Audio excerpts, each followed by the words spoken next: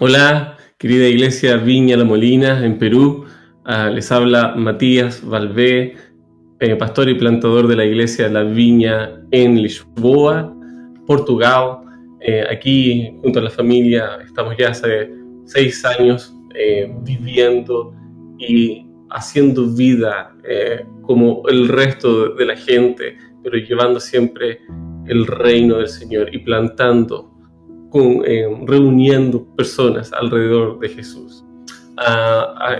Estoy muy agradecido de esta oportunidad, muy contento, y agradezco a Rodrigo y a Keila por la invitación para estar esta mañana con ustedes y continuar, ¿no?, con esta hermosa serie basada en el libro de Nehemías, que se han escrito varios libros sobre liderazgo, sobre también antropología, y es un libro que nos enseña mucho, no en el aspecto apenas espiritual personal, sino también en lo colectivo, ¿sí? Una identidad que tenemos como pueblo de Dios. Y particularmente este tercer capítulo nos va muy bien a nosotros en nuestro movimiento de la Viña, porque es uno de nuestros valores esenciales. Esto de que quizás, que quizás con certeza ya oyeron varias veces: todos juegan, todos jugamos, todos somos parte en la Viña. Y me encanta esto, no apenas por su valor, por su verdad, sino me trae tantos recuerdos del inicio de mi fe cristiana, que si bien yo participaba de una iglesia que no era la Viña, era una iglesia chiquitita, muy tradicional, pero uno de mis himnos favoritos era aquel que se cantaba: trabajar y orar en la viña del Señor.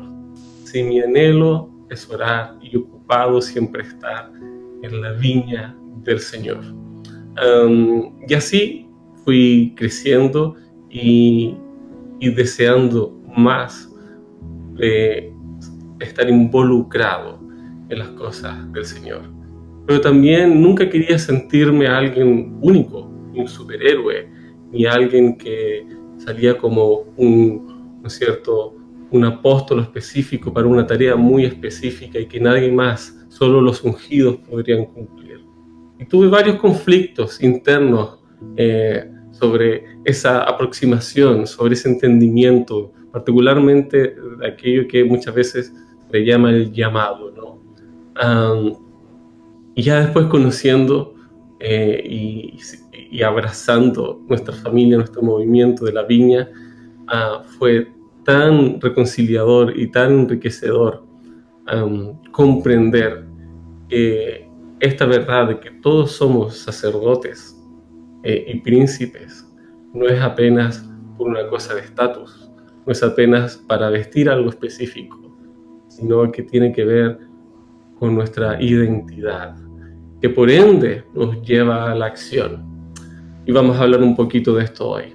Este es un pasaje que quizás a la lectura no es de lo más apelativo, ¿ok? Porque es una lista de gente, de personas, haciendo una lista de tareas, y vamos a ver diferentes padrones o algunos padrones en esto. No voy a leer todo el capítulo, voy a saltar de algunos versículos a otros y ya iré contándoles un poquito más, ¿sí?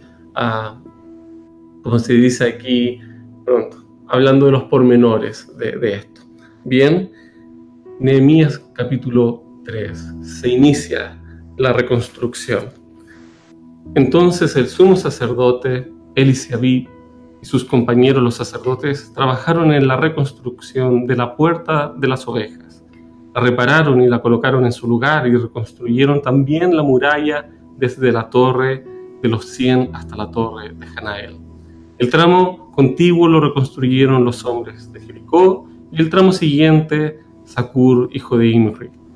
La puerta de los pescados la reconstruyeron los descendientes de Sená, colocaron las vigas y pusieron la puerta en su lugar y con sus cerrojos y barras. El tramo contiguo lo reconstruyó Meremot, hijo de Urías y nieto de Cos, y el tramo siguiente Mesulán, hijo de Berequías y nieto de Mesebel. Y salto al 6 ahora.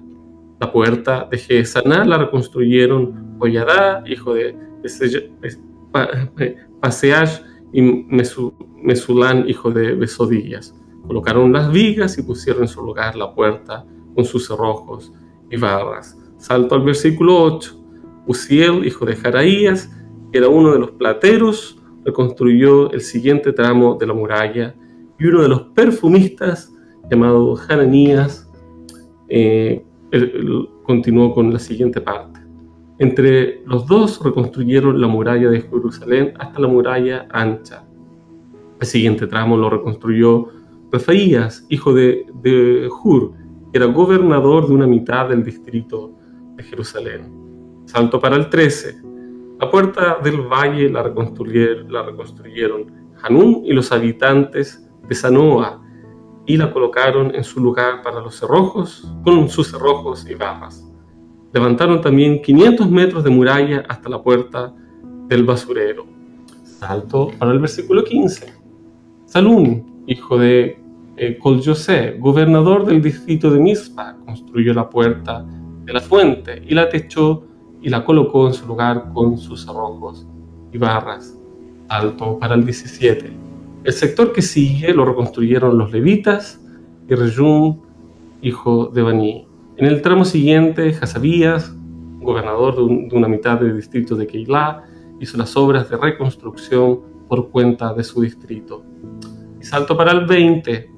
El tramo siguiente, es decir, el sector que va desde la esquina hasta la puerta de la casa del sumo sacerdote Eliasib, la reconstruyó con entusiasmo Baruch, hijo de Sabai. El sector que va desde la puerta de la casa de Eliasib hasta el extremo de la misma lo reconstruyó Meremot. Y salto para el 27. Los hombres de Tecoa reconstruyeron el tramo que va desde el frente de la gran torre que allí sobresale hasta la muralla de Ofel. 28. Los sacerdotes, cada uno frente a su casa, reconstruyó el sector de la muralla sobre las puertas de los caballos. El siguiente tramo lo reconstruyó Sadoc, hijo de Imer, pues quedaba frente a su propia casa. Versículo 30, salto. Hananías, hijo de Selemías, y Hanún, el sexto hijo de Salaf, reconstruyeron otro tramo. Salto para el 31.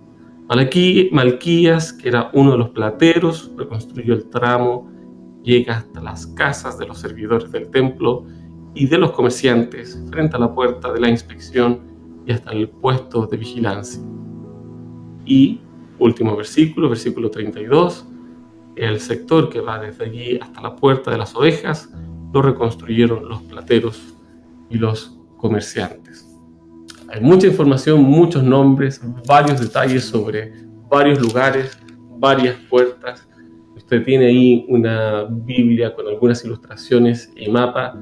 Sería bueno que pudiese ver cómo es que el diseño de estos muros y de la manera en que lo describe, en que cuenta, relata cómo es que fue siendo hecha la reconstrucción. La reconstrucción de los muros de Jerusalén, nadie tiene un don especial. Es más, muchas personas tenían dones especiales, pero sus dones eran irrelevantes para el proyecto. Habían orfebres y hasta un perfumista involucrados, pero sus dones eran totalmente irrelevantes. Habían sacerdotes, pero su trabajo regular al servicio de Dios también era irrelevante para este proyecto y no hicieron este trabajo por una razón de no participar en el proyecto de la construcción. Habían administradores, contadores, pero no hicieron de esa profesión una excusa para evitar sacar sus palas, ¿no es cierto?, y usar sus manos para reconstruir una muralla. Había gente de Jericó y Tecoa, ciudades fuera de Jerusalén, que no pusieron como excusa el no vivir en Jerusalén, ¿okay?, para poder ir a instalarse ahí y trabajar. Y encontraron también gente de Gaboao y Mizpa, que también no solo que se deslocaron, se bueno, hasta Jerusalén, sino que hay otro aspecto cultural en ese tiempo, una sumisión y alianza política. Al estar en la zona de Samaria, ellos tenían que ser fieles, ¿no es cierto?, a ese gobernador político de la zona. Ir ahora a Jerusalén les podía costar caro, pero ellos tenían una convicción de estar con su pueblo. Había tantos mujeres como hombres, ¿sí?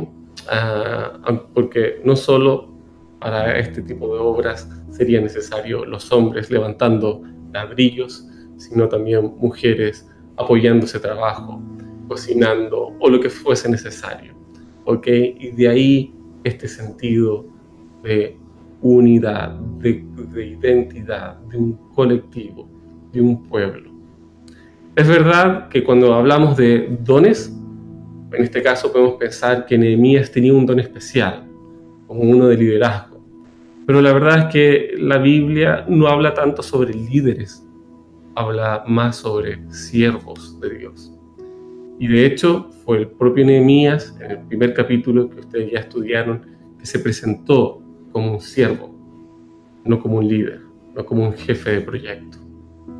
Su profesión también lo involucraba en actuar como un siervo del rey antes. ¿Sí? Ya oyeron del contexto de que este pueblo ha llegado de regreso a Jerusalén después de siglos de exilio. Vienen con una carga cultural grande, fuerte, hasta ideológica también. Y aquí esto es un caos al llegar ahí. Y esto es intentar imaginar, ¿no es cierto?, cómo que esto volverá a ser para generaciones que nunca la habían visto. Generaciones de jóvenes y niños y adultos más que no habían visto cuánto tiempo, ¿no es cierto?, cómo es que era esa ciudad, ¿sí? Entonces, Nehemías sí usó, ¿no es cierto?, aptitudes y capacidades de líderes para adquirir recursos, ejercer iniciativa, animar e inspirar a las personas a llevar a cabo este inmenso proyecto. Vemos una lista extensa y ya podrá usted también ver ahí con calma cada versículo y muy detallada las personas y familias que representaban, ¿no es cierto?, que participaron. Porque cuando se habla de una persona, se habla de toda esa familia que ella representa. Y a veces, en muchos casos, estamos hablando de una decena por lo menos, ¿no? Porque son las familias que adoptan con ellos, son también los sirvientes, las personas que por acaso no han sido casadas. Entonces hay mucha gente que está por detrás de un nombre. Y permítame aquí una pregunta. ¿Por qué tanto detalle? ¿Por qué si particularmente pensamos que en la vida cristiana las cosas tienen que ser con humildad y anonimato a veces, ¿no? Hay tanto ímpetu en dar a conocer los nombres y hasta las conexiones que entre ellos tienen y sus lugares de influencia, gobernantes, profesiones.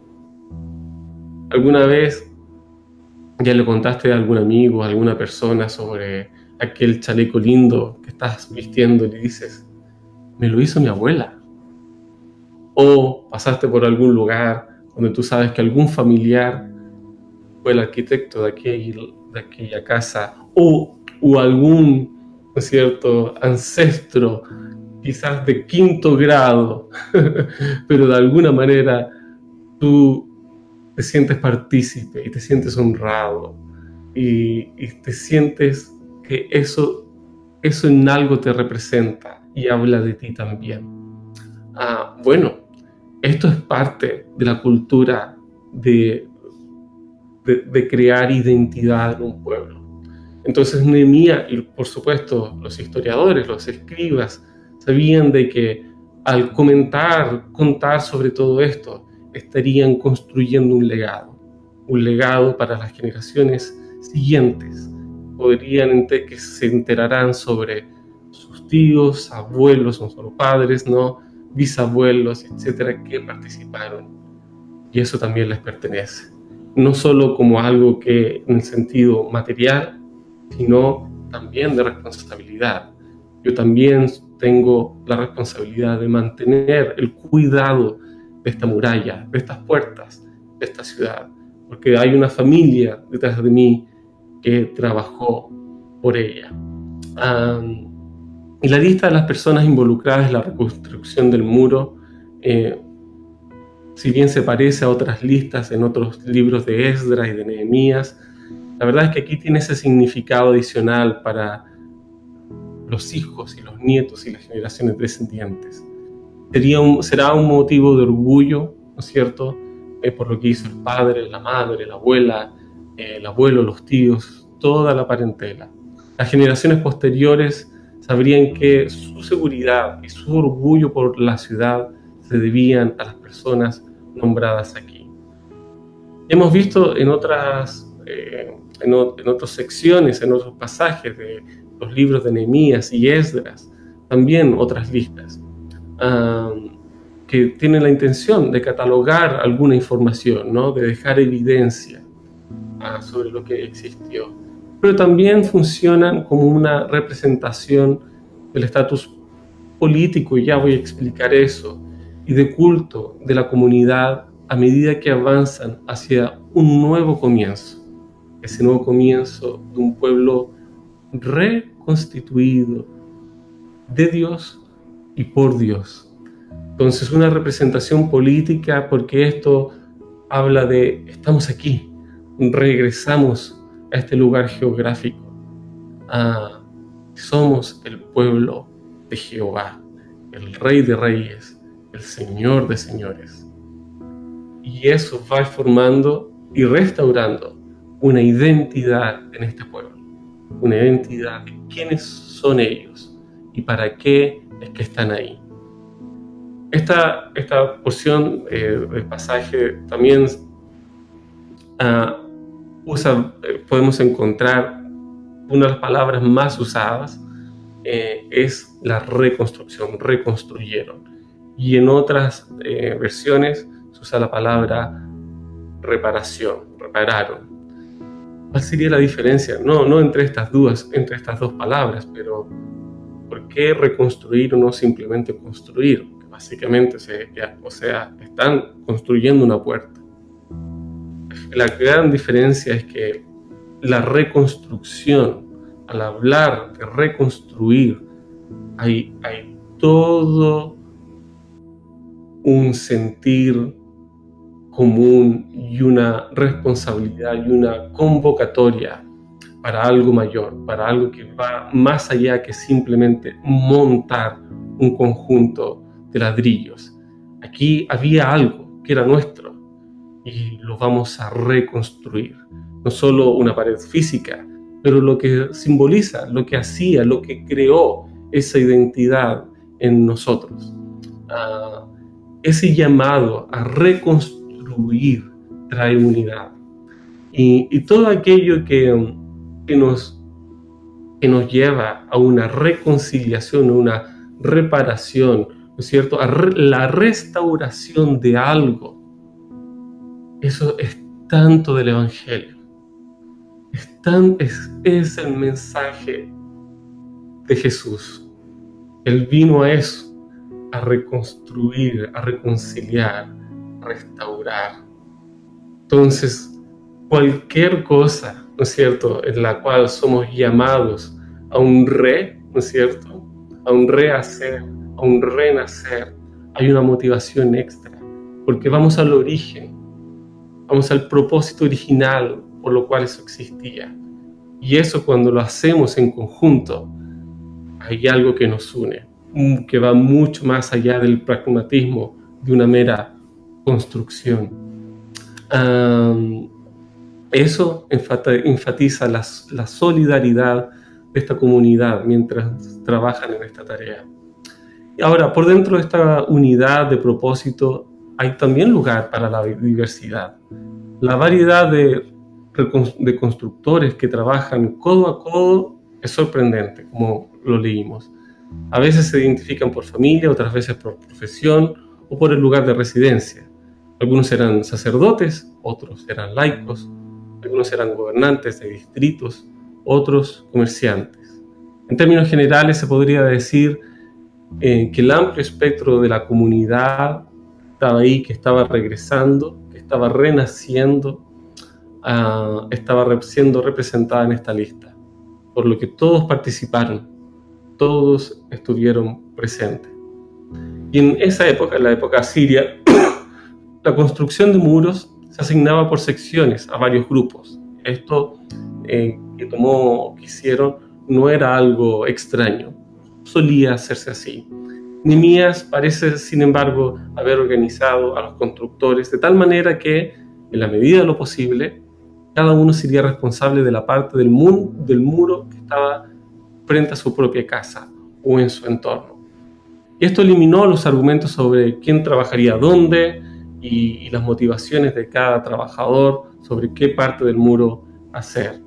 Ya incluso era aún más motivante poder trabajar en una área donde va a ser mi patio, digamos, cercano a mí, y quiero cuidar a los míos, quiero proteger a mí, no mi tribu, sino que a mi gente.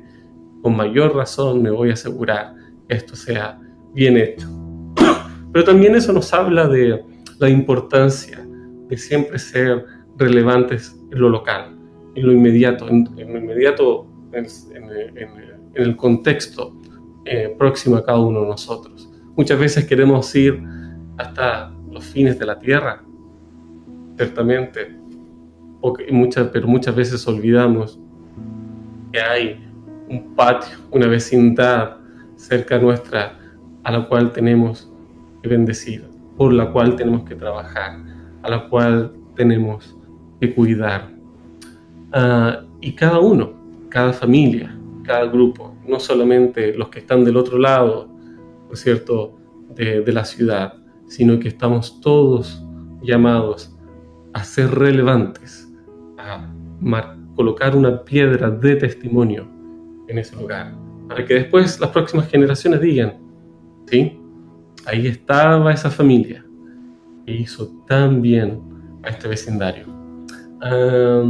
Y así, y también aconteció con aquellas familias y personas que no eran de Jerusalén, que tuvieron que arreglárselas. Y pensemos en eso, personas que no eran de ahí y tuvieron que encontrar un lugar dentro de estos muros o de esta Jerusalén que estaba a ser reconstruida. Y entonces el resto de las personas tuvo que también responder y resolver la cuestión de la habitación para ellos, ¿no? De decir, bueno, tú no tienes casa, entonces tú quédate conmigo. O te construimos rápidamente un techo para que tú también tengas un sector donde trabajar. La adopción, el acogimiento, el hacerlos parte, el recibimiento. También algo que, si bien en este pasaje no está escrito, pero lo podemos ver y entender a través de aquello que pasó, a través de esa realidad. Extranjeros querían también ayudar. Extranjeros ya sea en el sentido étnico, pero también o meramente geográfico, judíos, ¿cierto?, viviendo afuera, fueron a colaborar. Entonces, eso nos tiene que enseñar mucho ya. El acoger, el no pensar en que basta con que cada uno se ocupe de lo suyo y juntamos las piezas al final como si fuese un Lego. Mientras cada uno haga su parte bien, todo va a resolverse. No, aquí hay una interacción, aquí entre todos, ¿no es cierto?, tenían que procurar de que el trabajo en conjunto fuese avanzando de manera armoniosa y también con excelencia. Entonces la intención de Nehemías era de unificar el pueblo, convencido de la necesidad de participación de quienes vivían en las áreas periféricas, también para consolidar aquellos lazos de identidad con el pueblo de Dios. Entonces, al reconstruir las murallas de esta ciudad, Nehemías estaba haciendo algo mucho más que proveer una defensa para la ciudad, sino que también estaba restaurando su identidad y con ello su unidad. Y de ahí entonces quiero ahora rápidamente esto aplicarlo para nosotros a través de dos aspectos. Ya toqué brevemente, pero que ahora vamos a ir cómo lo vivimos nosotros. Primero, ¿no es cierto?, este valor nuestro de la viña que decimos que todos jugamos. Al inicio, una de las primeras cosas que hablé fue que en la reconstrucción de los muros de Jerusalén nadie tiene un don especial. O más bien muchas personas tienen dones especiales, pero sus dones pueden ser a veces irrelevantes para una tarea específica. Y a veces podemos quedar un poco como confundidos con este pasaje de 1 Corintios 12, capítulo 12, donde se habla de estos dones espirituales. Pero la verdad es que para el apóstol Pablo era más importante, y es, ¿no es cierto?, es más importante que las personas vivan una vida de dedicación a las necesidades de los demás, más allá de que ejerzan dones propios específicos. Porque, como él decía, puedo tener todas estos dones magníficos, ¿no?, estas capacidades geniales, pero si no tengo amor, nada soy. Entonces, no nos dejemos llevar a veces por esta cosa de yo soy bueno en esto, yo solo me dedico a esto, sea en lo ministerial o en la vida profesional o incluso en la vida familiar. Yo solo me dedico a cocinar, ustedes tratan el resto. Y después, ¿no es cierto?, como que empezamos a negociar. El espíritu del reino va más allá. El espíritu del reino es de servir, es de que yo, sabes que en esta área no soy de lo mejor, pero si hay necesidad, yo soy un siervo más. No soy un líder como Nehemías, soy un siervo como Nehemías. Quiero estar presente, quiero poder ayudar.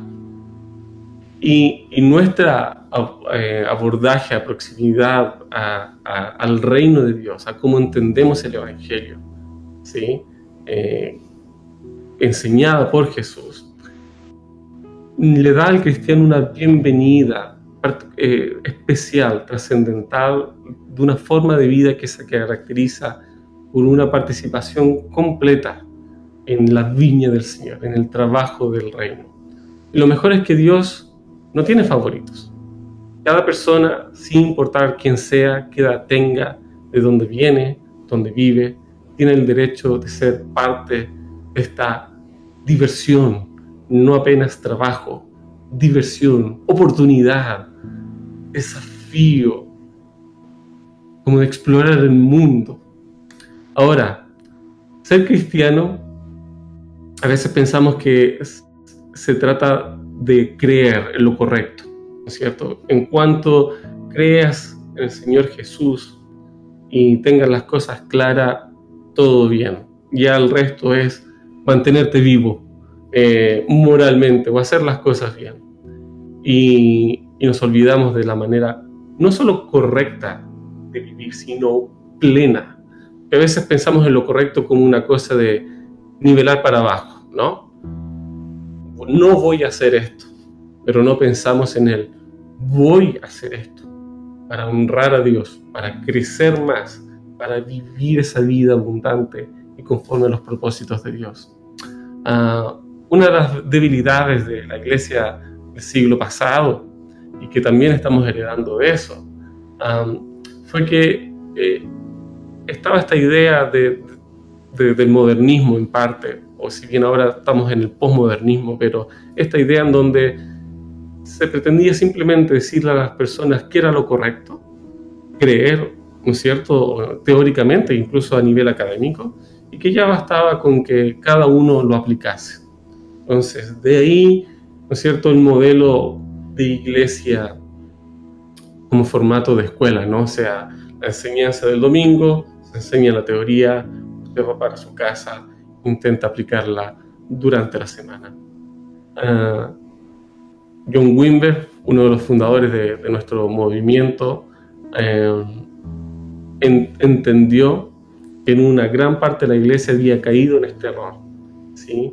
Y se encontraba más preocupada por decirle a la gente lo que debían creer en lugar de enseñarles cómo vivir.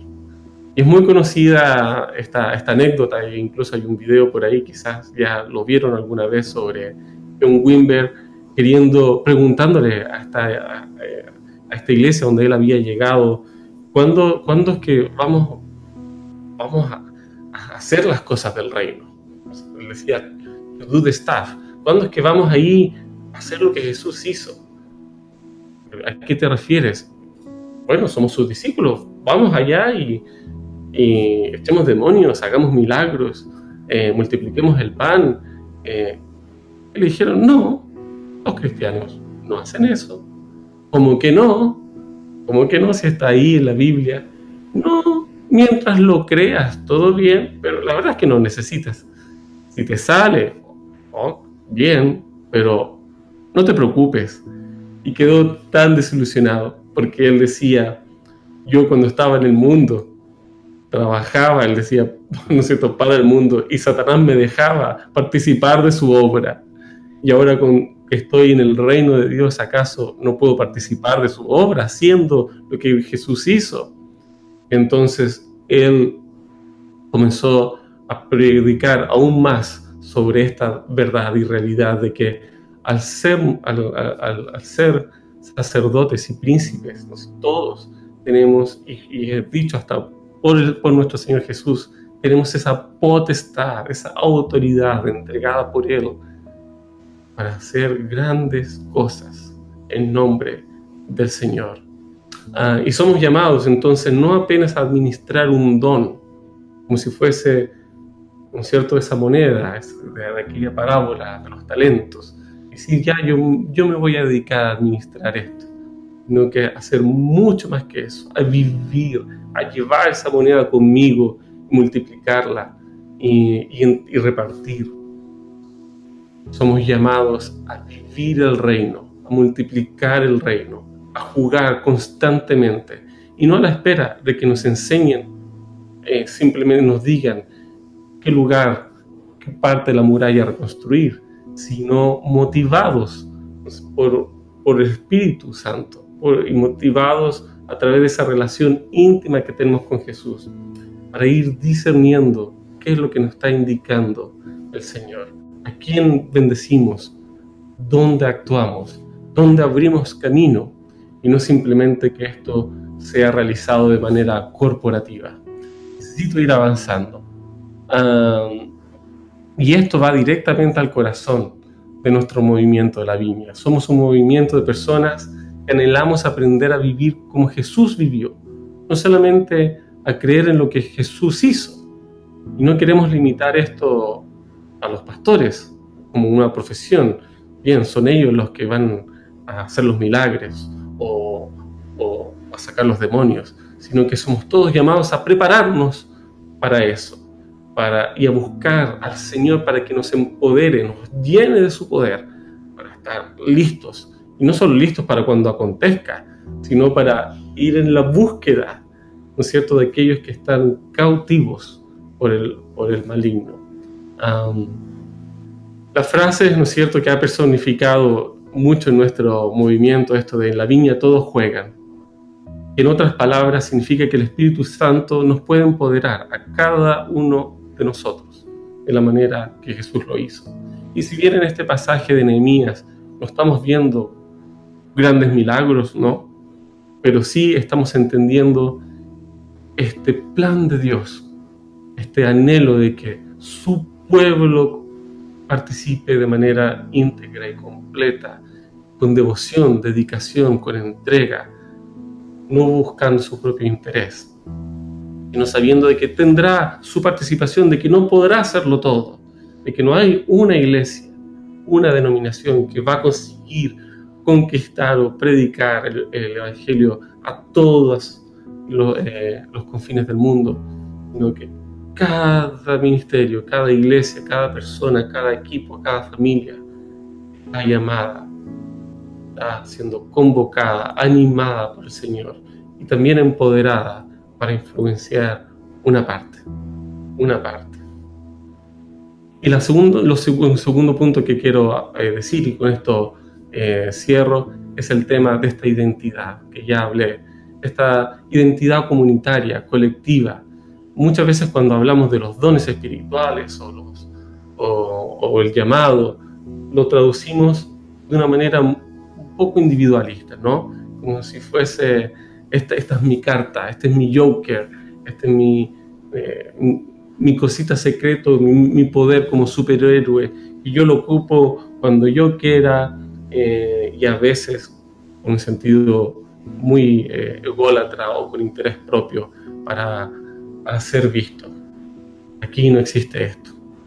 Aquí, por sobre todo, hay un sentido de legado, como ya hablamos, de reconstrucción, de comunidad, de unidad, de restauración. Entonces, aquí no hay ambiciones personales y no hay ministerios únicos. Pueden haber iniciativas personales, pero que siempre sean para beneficio de la iglesia, para beneficio del pueblo del Señor y también de la humanidad. Nunca para simplemente resaltar tus capacidades extraordinarias que puedas tener o no. Ya hemos visto muchas partes, ¿no es cierto?, de los grandes personajes en la Biblia que conocemos. Muchos de ellos tenían tantos defectos y tantas incapacidades, ¿no? Hasta el propio Moisés necesitaba que alguien le pudiese traducir, porque él, como yo, le costaba que fluyese el idioma y así. Entonces, no se trata de nosotros. Somos siervos. Nuestro rey decide cómo usarnos. Y nos colocamos a disposición de él y también del pueblo de Dios, de nuestra comunidad. Porque cuando lo entendemos así, como mi familia, en la cual mis decisiones consideran ellos, consideran ese grupo que me ama, que me cuida. Esa es la manera del reino. Y no tiene que ver con que usted no pueda ir a ningún lado sin autorización de la iglesia, o que no se pueda cambiar de casa más lejos, no, sino que usted y yo, cada decisión que tomamos, consideramos el proyecto de Dios, no solo para mi vida, sino en el papel que yo estoy jugando para su plan colectivo que tiene para la iglesia. Entonces aquí dos breves ejemplos y con esto cierro. Recuerdo cuando nuestra iglesia en Belfast se comenzó a oír sobre un grupo en la iglesia que estaba a salir cada sábado en la noche simplemente a orar. Solo que cuando se comenzó a oír de ese grupo ya eran 20 personas. Y ya de repente eran todos, o un gran número de personas, queriendo salir un sábado en la noche a hablar del Evangelio. Y hablar no de manera proselitista, sino simplemente a marcar presencia. Caminar por las calles de la ciudad, conversar con las personas que están en situación de calle, aquellos que están borrachos saliendo del pub, acompañar sin programa, sin agenda, simplemente salir a amar. ¿Cómo nació eso? No se le ocurrió al pastor principal, ni al asociado, ni al de jóvenes, ni a ninguno de los líderes. Pues simplemente una persona humilde y con una compasión tan grande que le dijo a sus dos mejores amigos en la iglesia: ¿qué tal si este sábado vamos a caminar por la ciudad y oramos por cada persona con que consigamos orar? Y empezaron a acontecer cosas y se contaron aquellas historias. Yo también quiero ir y yo también quiero participar. Y luego eso entonces se convirtió en un ministerio como tal, el cual es salir a la calle, acompañar, marcar la presencia del Señor, amar a través de la oración y de la compañía. Y otro testimonio también local, aquí en casa, en nuestra iglesia. Estuvimos un tiempo orando y queriendo encontrar una manera de poder servir de manera práctica a nuestra comunidad. Había muchas variables que nos estaban confundiendo, que no entendíamos bien de qué manera hacerlo, a cuál, entre medio de tanta necesidad. Y yo sentía un poco que muchos estaban a la espera de que simplemente yo determinase, yo escogiese, de, bueno, nos vamos a dedicar a esto. Pero yo no quería esto. Yo quería que el Espíritu Santo moviese los corazones de todos, de cada uno, y que Él hablase a través de su pueblo, ¿no es cierto? No apenas de alguien que pueda estar sirviendo, liderando. Y fue así. Una de nuestras personas que se convirtieron con nosotros en los años recientes, vio una oportunidad de servir a un conjunto de familias angolanas que quedaron abandonadas. Aquí es una larga historia, pero bastó con que ella dijese: sé de esta familia y yo por acaso ya estoy enviando alguna ayuda. ¿Se importaban ayudarme? ¿Quieren venir conmigo? Fue así creciendo y aumentando no solo el interés, sino principalmente la compasión, el deseo de bendecir a estas familias, producto de esta semilla de compasión y de amor de un nuevo creyente en nuestra familia de la fe. Y hoy ya tenemos un sistema, digamos, mejor planificado y entregas semanales, y ya es un ministerio específico entre nosotros. Pero no salió, ¿no es cierto?, de la cúpula del liderazgo, sino que nació de alguien que muchos, hasta ella misma, pensaba: ¿por qué Dios me utilizaría a mí para hacer esto? Entonces, y ejemplos como estos, con certeza, ya ocurrieron entre ustedes y continuarán, porque cuando Jesús es amado y buscado con una pasión y un deseo genuino, de manera personal y colectiva, esos frutos vienen, esos frutos nacen. Querida iglesia, les animo entonces a que continúen a jugar como equipo, sabiendo que algunos van a correr más rápido que otros, que darán mejores pases, harán otros más goles, otros defenderán mejores, etc. Pero una familia, un equipo, para la gloria del Señor. Ahora te preguntarás: ¿cómo quieres tú crecer en eso? ¿Cómo puedo yo simplemente, de alguna manera, involucrarme más en el reino? Entonces aquí hay dos responsabilidades: la tuya, que tiene aquel deseo, y la de todos ustedes restantes, que también tendrán la responsabilidad de acoger y acompañar y mostrar, enseñar cómo involucrarse y crecer en el reino. Entonces, acompáñense mutuamente a eso. Eso es discipulado, eso es mentoría. No es simplemente leer un pasaje de la Biblia juntos. Es: ven acá, acompáñame a visitar a esta hermana, escúchame orar por esta hermana, por esta persona. Vamos juntos, vamos juntos. Segundo, ve cómo se hace el trabajo, como hablé, ¿no? Y finalmente, tienes que estar dispuesto a entregarlo todo. A entregarlo todo, como hicieron los discípulos. Esto es por la causa del reino. Esto es por el Señor, para su gloria. Bien, querida Iglesia La Molina, muchas gracias por esta oportunidad. Que tengan un lindo domingo, que continúen aquí meditando sobre este libro magnífico.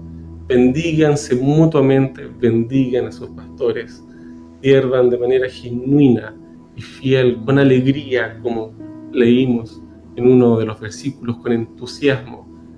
A veces habrán días con más entusiasmo que otros, pero ahí es donde necesitamos esa fe que se traduce en fidelidad. mantenemos el camino, paso a paso. Habrán días más duros, habrán días más fáciles, pero el gozo del Señor es nuestra fortaleza. El Señor les bendiga. Muchas gracias. Un gran abrazo.